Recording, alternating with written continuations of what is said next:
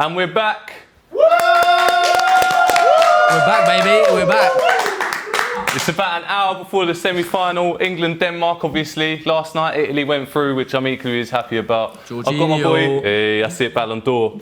Got my boy Connor here, who you've met before. We're going to chat a little bit about football.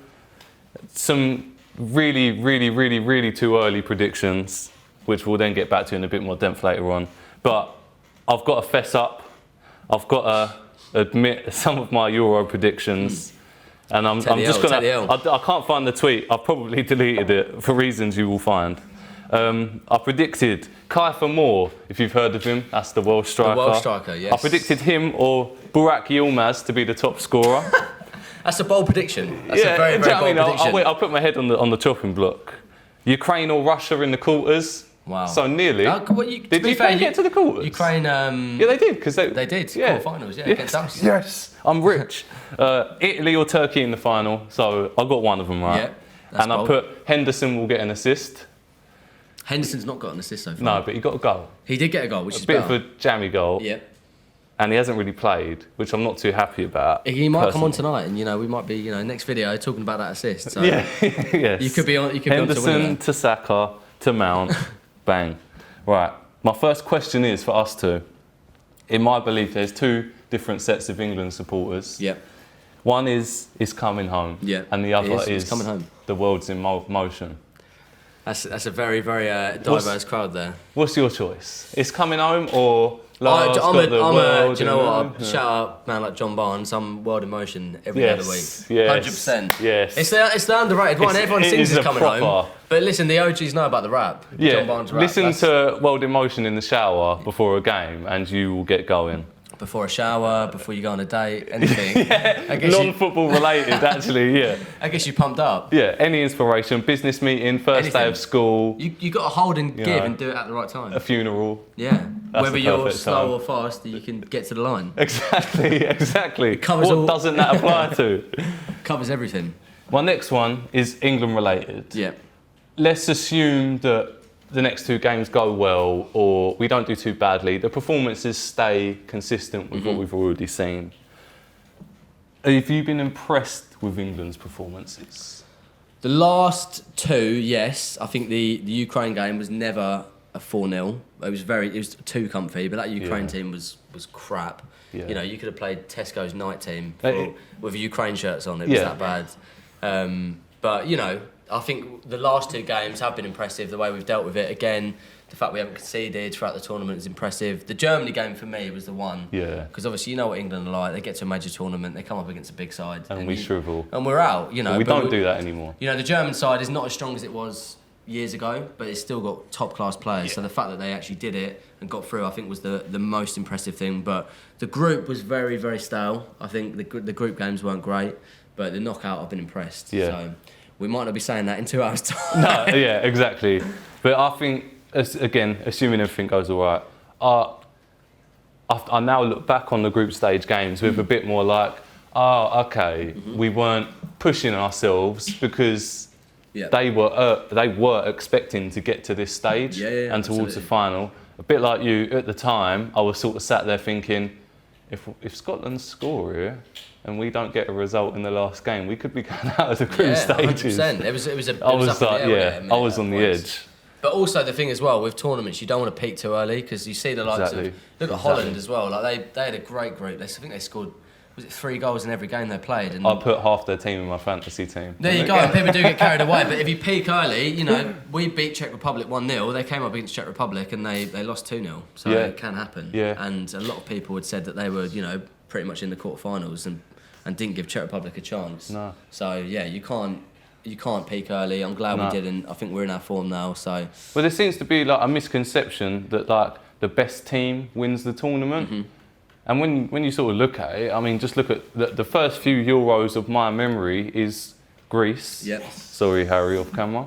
And Portugal. Yeah, Portugal. I mean, obviously they had Ronaldo, but look who scored the winner. Adair couldn't get in the Swansea team. I think the Portuguese team, the 3 group games they had, they drew, didn't they? I think there's 3 draws. I don't think they won because they all went to extra time, and didn't they? and they scraped through. So I think that's a prime example of you don't want to start strong. Yeah. And then as they went on, they got stronger and stronger. And the final against France, okay, you could say it was a bit fluky. It could have gone either way, but they done it. And what a game history remembers. If we can get something like that. There's one thing, like you say about the Ukraine game being like on easy mode. It's the first ever game I watched with my little brother, 7. Yeah. And about halfway through, he just got his Switch out and started playing FIFA because he was like, we're going to win. That says everything you need to know. Yeah. That says everything. Which ain't a bad thing. But we haven't had that before. In our lifetime, we have not had that for one England knockout game. No. Like, you look back on the games we've gone out, the games where, we've got deep into competitions, it's been stress. Like really you need on to the get line. Watching Danny England. Welbeck flicks and penalties. You need a defibrillator watching England. It's that kind of those kind of games. But yeah, the fact he was chilled and getting his Switch out, that says everything that you need to know. We're just in a different position. I think we're lucky with the route we've had, as we were lucky in 2018. But you need luck to win it. Every team that wins it gets a bit of luck. I also think you do need to be challenged, and the Germany team was a challenge, but we passed it. This Denmark team had no pushovers, and tonight's not going to be easy. So Destiny's kind of on, as much as we were at Wembley, etc., etc. It's coming home and all that. To like the world, Destiny's kind of written it for Denmark, haven't they? They went through all of that. The next didn't want to finish the game. Then the next game, didn't they go like 2 goals down and then came back in the group stages to draw so or win they or lost the something second like that. game to Belgium, I think it was, and they actually played a really good game. Yeah. I've always said that Denmark were a bit of like a kind of dark horse with the players they've got, and that Finland game, obviously with what happened to Eriksen, I mean, that was just shocking, the fact they had to play that. Like, you know when you're watching something and you think like, it's hard to describe it in words, but you're watching history and you think like, oh my God, like this is where I was when this happened. Yeah, it's a big moment. And seeing those, like, I know people might have been like have moved on from it a little bit, but like seeing those players stood round Eriksen, like that, like I was just literally just jaw on the floor. I didn't say a word, didn't move. I was just like, because they're like standing there, like holding the badge, crying. I know. I thought he was dead. The thing is, do you know what? I didn't. Already. I couldn't quite tell what happened because it happened quick. Yeah. And then the camera goes onto the medics, and they're giving him the CPR. I'm sat next to my dad, and my dad's like, he's gone. Like, that's he what ain't I there. thought. Like, this is literally, that's what you do when someone's literally lost brown chance. bread. He literally had no pulse. They were obviously trying to bring him back, and obviously with Muamba and stuff, what happened years ago, you didn't really see what was happening on the pitch, so you didn't really know. But yeah, seeing that was crazy, and like a moment, especially for people watching football, that they're going to remember for years, which is mad. Yeah, it is one of those moments you watch and you think, we're seeing history here. So like the fact that they've gone through that and they've got better and better, they've got their own story. As much as it's coming home, and fingers crossed it is. Denmark, they want to bring it home for Eriksen. Because that is a story. If they win that, like that is as much as a story as us winning it. And like, let's be honest. Like, I know we kind of before all the other big teams got knocked out. I didn't consider us like favourites or anything, but like Denmark are proper massive underdogs. Outsiders, like proper underdogs. And obviously tonight we know the lineup. We know Saka's coming for Sancho. Yeah. Obviously before the last game, all the Arsenal supporters going silently mental. Big Saka fan club here tonight. Obviously up until the last game, Sancho weren't playing. Yeah. Grealish has been used as a sub. Yeah. Harry Kane has obviously brought it back. He's got the goals. You could still argue he's misfiring a little bit. But that's opinion again. Is there anything you'd have done differently? Hard question to ask, considering it's all worked. It's tough, but that doesn't mean we couldn't have been better. Yeah, you know what I mean? I get what you're saying. It's tough because, as like controversial as this sounds, I know a lot of fans feel like this. I still don't rate Southgate. I think that squad is so good that you could literally put me and you in charge of it, and we could, without sounding like an idiot. Yeah. I think that squad literally gets to the final. Yeah. Like in terms of depth. I think Rio Ferdinand said it the other day, like we were chatting earlier at work, and he said that back in the day that they had the world-class 11, which they did, which is probably a lot better than our 11 Trevor now. Sinclair on the bench, they would if any of them got injured, the players they'd bring in would be crap. Yeah. He didn't say that, but like that's the point. He swapped Gerrard for Kieran Dyer. Yeah, so Lampard out and Nick Barmby in. Yeah, it's them kind of players. Whereas like now you know that you've got Saka playing a right wing. You can take him off. You've got Jadon Sancho, who's got all them goals and assists for Dortmund. If he's not working, you've got Phil Foden, who's young player of the year. Yeah. On the other side, you've got Mason Mount, who's consistently in that Chelsea team. Yeah. Jack Grealish, who's the poster boy at the moment of English football. You take Harry Kane out even, and Calvert-Lewin's had a good season at Everton. Yeah. Well, something I'd quite like to see, which we won't ever see because Kane's such like a mainstay in the team, is you sort of imagine if you put like someone like Rashford through the middle and just have like, I don't know, Sterling, Rashford, Saka, Sterling, Rashford, just Sancho. going for the pace, just going for it. Think like, gee, like we could blow teams away. England could blow teams away, but the problem is like, as much as I criticise Southgate, the way he sets up is very pragmatic in the sense of he doesn't allow us to concede. So you can tell he's been at tournaments before. Yeah, and you can tell he's a defender. You can tell he's a defender. Like his tactics, he sets up a completely defensive, playing with the two holding midfielders. I know. Whenever I see it, it still makes me a bit like, really. And they're both works. not ball carriers either. No. They're both very much protectors of the defence. Both got good passing. Don't get me wrong, but it's very much soak up the possession then counter. Which is good. It's not the most attractive to watch, but I don't think anyone really cares if England win it, how we play. No, that's it. That is it. For me, the person who's proved me the most wrong is Sterling. Like before the tournament, I was kind of done with Sterling, especially after City's end of the season. I know a couple of City supporters that were like that, and they were saying like, I really hope Sterling doesn't get picked. Yeah, well, because I don't think he'll perform. But I mean, obviously being a Chelsea fan, I watched the Champions League final and Sterling just did niche on that left-hand side. Yeah, and he was ghosting. I just thought like he's done but he's actually come through this tournament. He's smashed it, so I'm well impressed with him. Yeah. I think he's been one of our best players, if not probably the best. Yeah, I think he's been the one that's like taken it upon himself. To make that run and to sort of take on that player. And he looks more mature now. Like in previous tournaments, he always had the potential, but would Bit always erratic. just come up a little bit short. But now I'm seeing like the Sterling who you see in the Prem. Yeah. And that's what we want. Like with him again, it's always about the consistency levels. Like he's got all the ability, but if, again, just one of them players who's just not consistent. Yeah, because in a way, it's almost like his dip in form has given him that sort of bit to chew on, and right, I need to get to this England camp and prove that I'm like the best player on this team, sort of thing. He's born around that era, isn't he? Like that's where he's from. Yeah. Where he's born and raised, and like I think for him, most of the games being at Wembley, there's an element of like kind of patriotism and like just the fact that he's the homecoming, isn't it? Yeah, it's almost like just he's taken it on his shoulders and he's smashed it. To be fair, so I'm very happy with him. I wouldn't change him. Obviously, we know the lineup for tonight, but if we hadn't known the lineup, what would you have changed? Would you go anything different? What would your starting 11 be? It's difficult. Saka, I'll definitely agree with putting in the team, especially when you consider that obviously against Germany we made the change, went to three at the back to match them. I think us playing Saka, but in a 4-2-3-1, sort of gives off the idea to Denmark that we're playing our way. But Saka I reckon my prediction is that Saka's gonna stick on their left wing back and just follow him around. He can beat him for pace on the ball, can beat him for pace off the ball. Who's been very good. Yeah, he's been great this tournament. Look, the right-footed left backs, mate, it's on vogue. And it's worked for a lot of teams. It's working well. But yeah, personally, I like Declan Rice.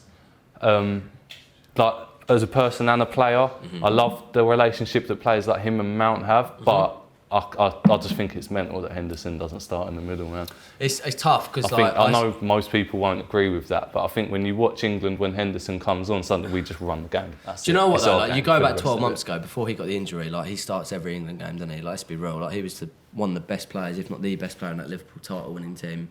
But the problem is, like, no matter how big your profile is, when you've been injured, you can't just walk straight back into the 11. Especially when the players are in form. But I like the way he's kind of playing it, where he comes off and Henderson's got the energy, and like you get like a 30-minute burst from him. Yeah, no doubt, it's worked. And it's worked. Like you brought him on against Ukraine, the energy was there. German game. Did he come on against Germany? Not until quite late.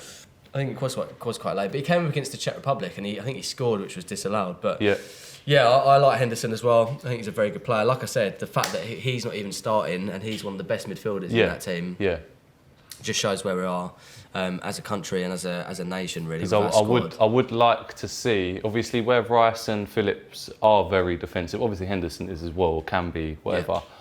but I would like to see Mount not have to, as much as he is like in basketball we say like a two-way player, someone that's good at attacking and defending. Good at both, and Mount is like incredibly good at both. But I would like it if he was given a bit more freedom to sort of impact the game, because he is one of those players, a bit like Grealish.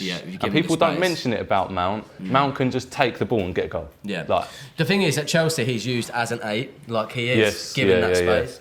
Whereas in England, you feel like he has got the shackles on him a bit. Again, that's down to Southgate, really, isn't it? And it makes us more solid. It does make us solid. And the fact we've conceded the least chances in this tournament, which is massive. We've won every game on XG. So, like, statistically, no one's actually better than us. Our XG has been phenomenal, which is really impressive. But, a lot of people are saying we're there. Personally, I think tonight is going to be tough. World Cup, I think, is going to be our next year. You think we're going to? I think not necessarily like win it or anything, but I think when you're going to see a very like complete team. It's a complete team. Because I don't think there's going to be many changes. I mean, Walker will be 32, so you'd assume Trent in for Walker. Or Reece James will probably start, but in like the squad, you'd say Trent in. You'd maybe like, I don't know. I mean, that right Ward back position, in for Henderson. We've both said a different player. That goes to show how strong he is. And the fact that and we haven't I don't know about you. Wan-Bissaka's not even there. Exactly. That, mate, it's unreal. The fact that, obviously I prefer Trent, being a Liverpool supporter, you probably prefer James, but either or, I look at that and go, God, we've got a good right back. Do you know what I mean? And it's like, but even the left-hand side, I mean, you got Chile who can play left back. I like Chilwell. I'm quite sad for him. Just won a Champions League and he's been brilliant. Like, I'll be biased as a Chelsea fan, but like Luke Shaw, hats off, has been great. I don't want to take that away. He's been a very, very solid. Getting a bit overrated though. I keep seeing like best left back in the world. I know. And it's like, do you know what? Because he crossed it. Like, Twitter is such a great platform for tweets. Someone said, someone put a tweet out, I think it was a United account, saying, what team does Luke Shaw not get in right now? And someone tweeted back Roma. Because they got that I put that in my quote tweet. Did you? Yeah. That's probably why it came up on my feed. But it's true, like Roma aren't even a top team. But is it that Spinazzola that plays for Roma? Spinazzola. There you go. Luca Dean plays for Everton. Luca Dean, I think he's better. Yeah, I really like good Luca left Dean. back. So Luke Shaw's been good. I think he works in that system. But I think if you had played Chilwell equally probably would have done as similar job. Yeah. I don't think that's the reason why we've been where we've been. No. But obviously it's a strong position to be in. But well, that's why I think Chilwell's unlucky. Is all the beers have come. Is that Shaw's like? I think the idea was going to be that they both got like equal time, and then Shaw's just kind of like got the plaudits, and you can't take someone out of the team. But this is a bit more. You're not going to get held to this because it's a quick fire question, but it may bite us in the arse one day. Mount, Sancho, Saka, Rashford, Grealish. So the young attackers. Yeah. Who's going to have had the best career in 10 years when we look back on it? It's so tough because it all depends on obviously where players move to, what happens in the next few years. I think Rashford, as much as I do love Rashford as like a player and like what he can do in games, but I think his problem's always been his consistency. I almost feel like, has he hit his ceiling? Can we see him go much more in terms of progression and upping his game and scoring 20 goals a season? Because he doesn't do that. No. Grealish, for me, ability-wise, is probably the best. If he goes City, that changes his career. If he goes to City, it changes his career because he could win, likes of Champions League, Premier League titles. So it could be Grealish, but it's all could-bes. For me right now, the two which stand out for me are Saka at Arsenal and Mason Mount at Chelsea, purely because Saka, for me, like, not a lot of people look at him probably because of where he's playing, like the fact that Arsenal obviously haven't been in top 4, but he's actually so under the radar of what he does. I think he's such a clever player. His passing, I think, is such an overlooked for me, ability. the fact that he starts in that England 11 is just massive, considering you've got players like Sancho, pulling out these kind of seasons, like how many 20 goals, 15 assists or whatever. Yeah. And Saka has done it in quite a below par average Arsenal team, but he's just been so consistent and carried them. And Arsenal fans refer to him as their best player, and you forget he's like 19. Yeah.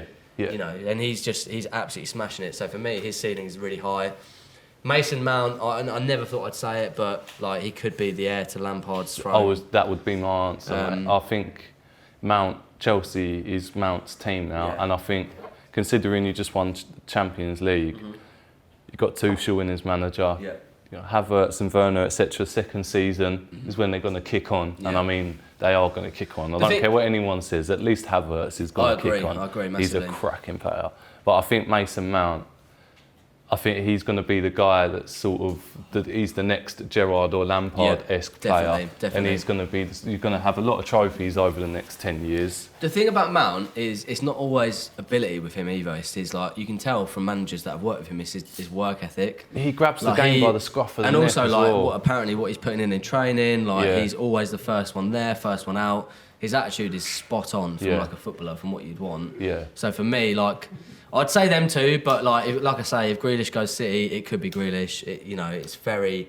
The other players you mentioned, like Sancho, for me going to United, it is a step forward. Like obviously from Dortmund, but I don't know. I've got this feeling that I might be wrong. We might look at this video in 9 months and laugh, but I don't think he's gonna smash it in the Prem. I was going to ask, what's a stupidly early prediction for the next season? And related to that, mine is.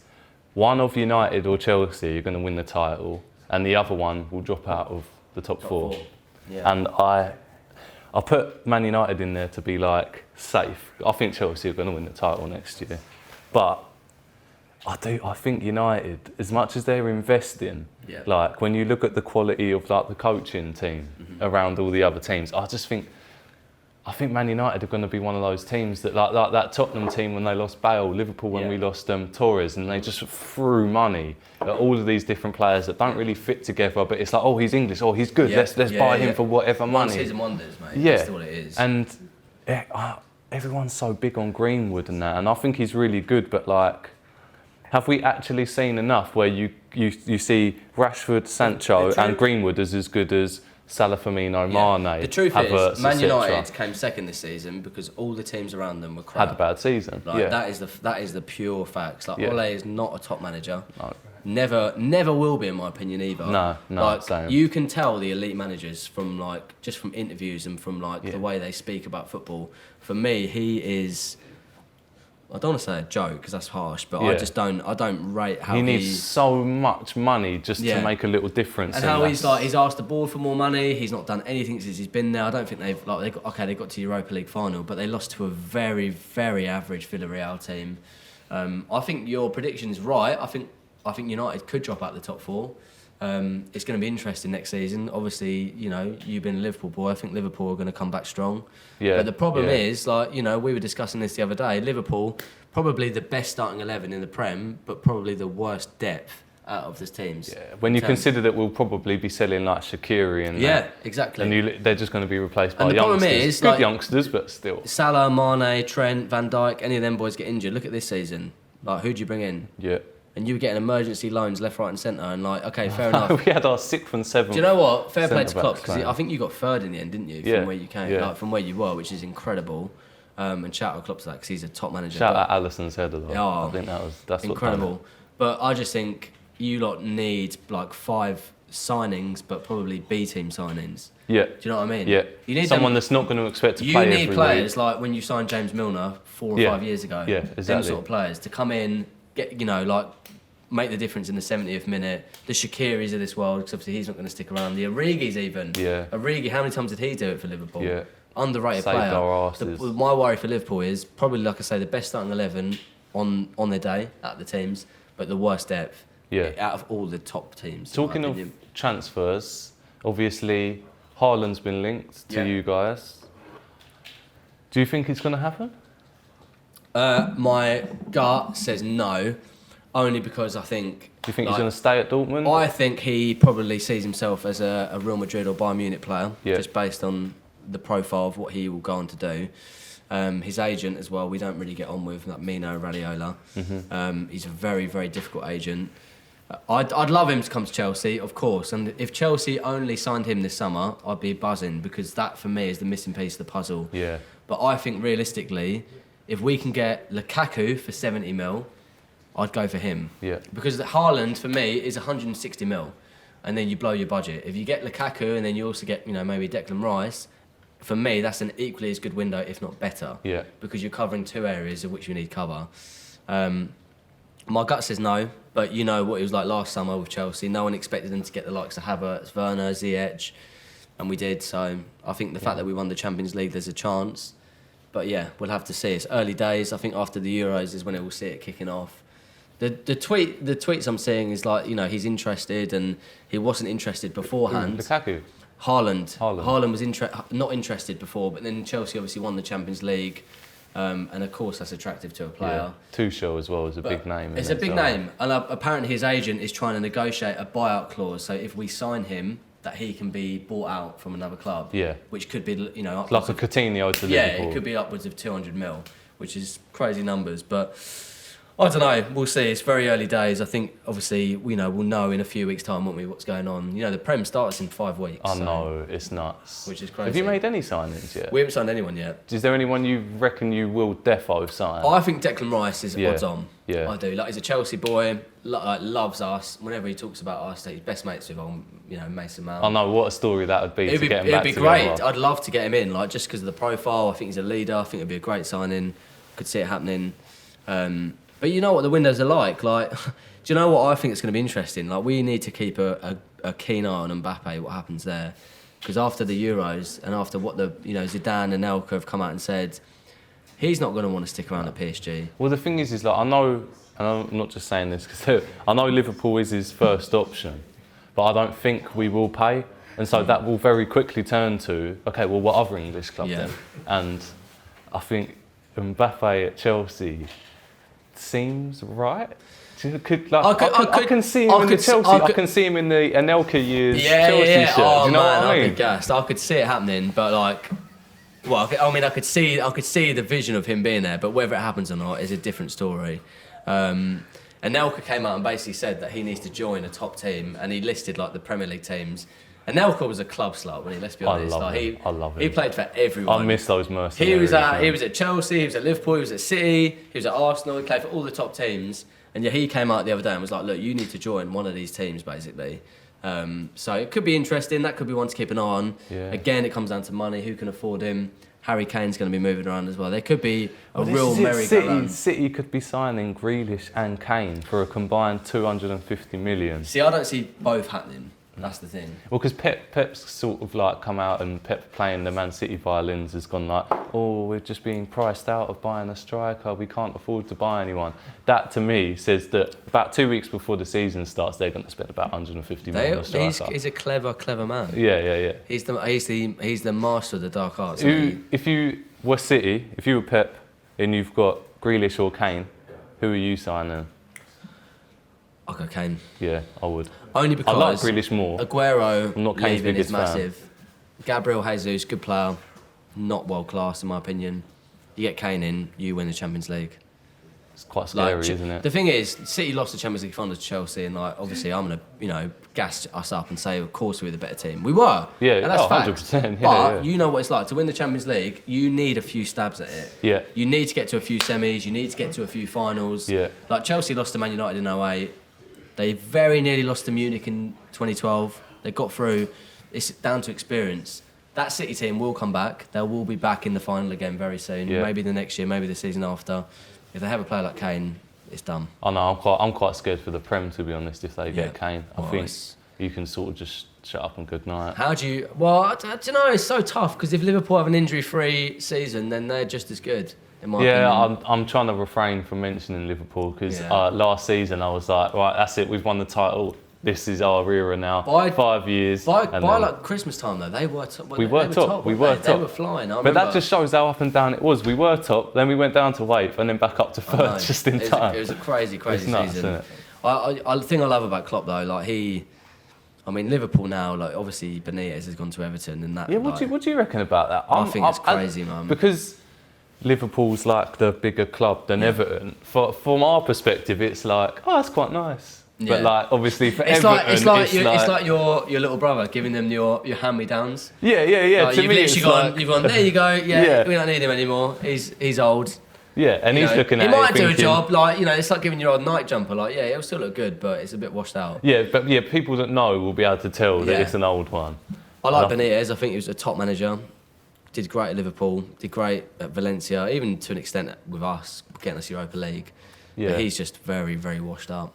Yeah. Very washed up tactically, like Mourinho almost. Like you feel almost a bit sad seeing these managers because you grew up with them. And they were we grew like up the watching, the Premier League where Benitez versus Mourinho versus Ferguson, isn't it? Yeah. We had Sky, we had 4 channels, and the weekend was about watching Match of the Day and staying up late. Yeah. And but it was always Benitez, Mourinho, Ferguson, them and 3. Wenger.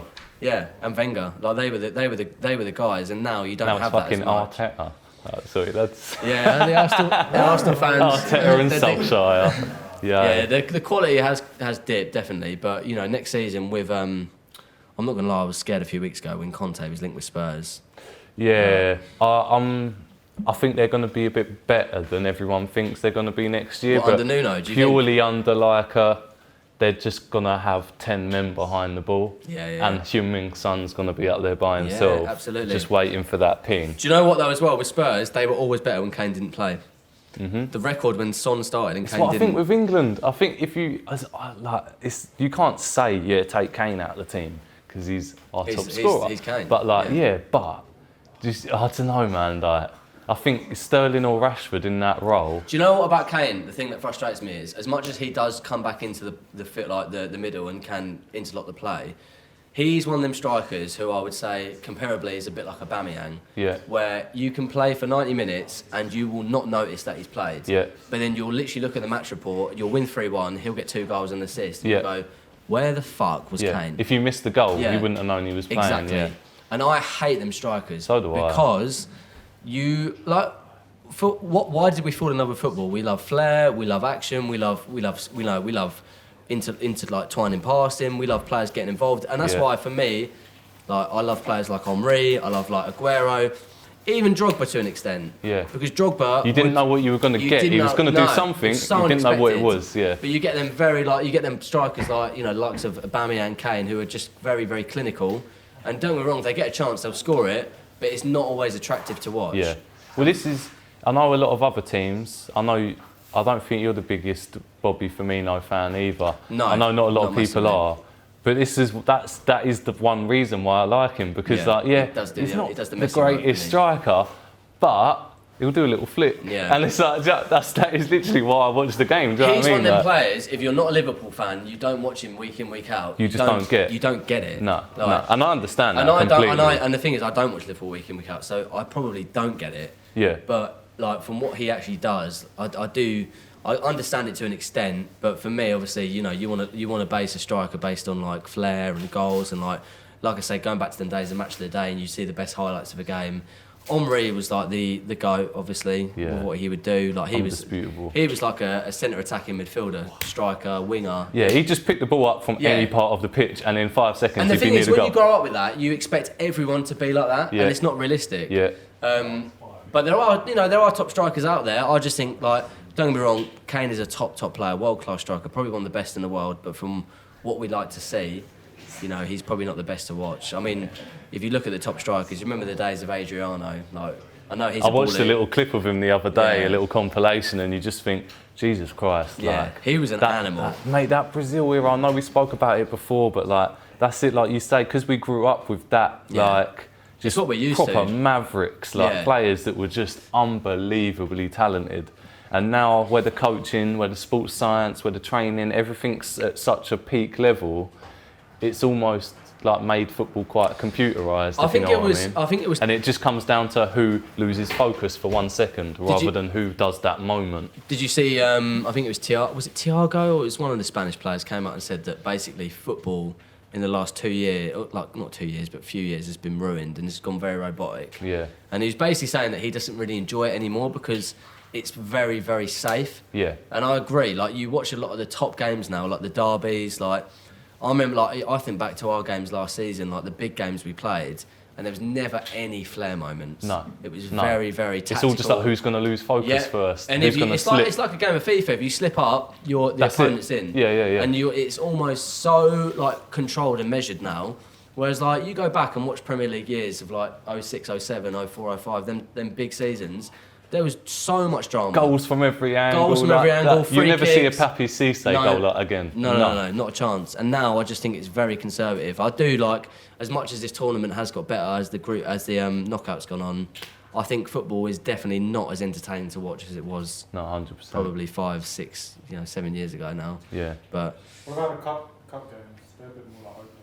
Yeah. Do you know what?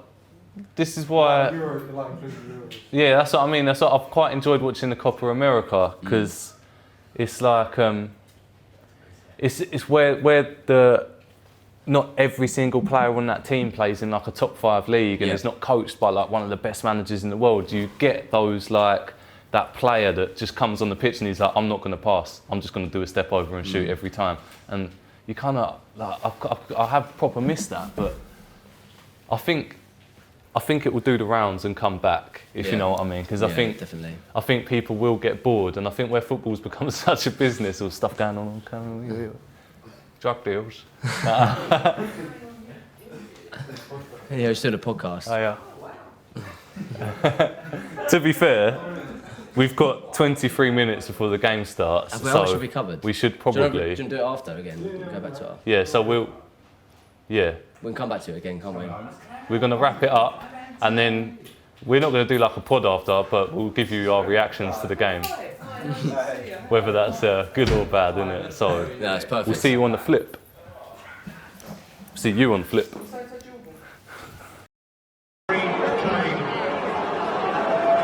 Good luck.